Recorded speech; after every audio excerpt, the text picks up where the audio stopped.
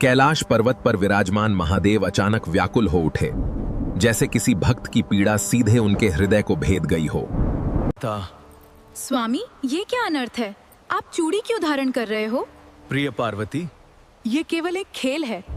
महादेव बोले, गौरी, मेरी एक बेटी इस समय मृत्यु और जीवन के बीच संघर्ष कर रही है। उसे अभी अपनी मां की आवश्यकता है।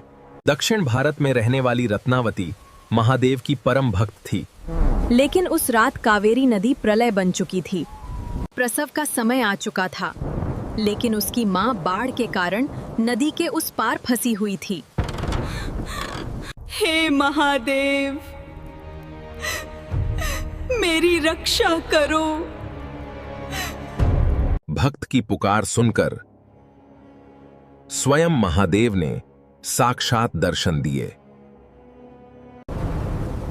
भयंकर तूफान के बीच एक रहस्यमयी स्त्री रत्नावती के घर पहुंची। रत्नावती ने जैसे ही उस स्त्री को देखा, उसे लगा उसकी मां आ गई है। और फिर स्वयं महादेव ने दाई बनकर उस बच्चे को जन्म दिलाया। जैसे ही बालक ने जन्म लिया, पूरा घर दिव्य प्रकाश से भर गया। सुबह होते ही रत्नावती की असली मां घर पहुंची, लेकिन उसे देखकर सब स्तब्ध रह गए।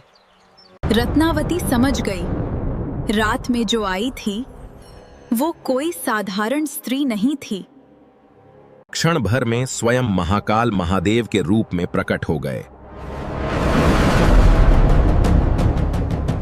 रत्नावती की आंखों से आंसू बहने लगे, क्योंकि उसके आराध्य स्वयं उसकी मां बनकर आए थे।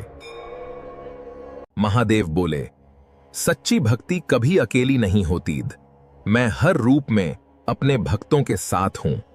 यदि आपके हृदय में भी महादेव के लिए सच्ची भक्ति है, तो चैनल को सब्सक्राइब करें, वीडियो को लाइक और शेयर अवश्य करें।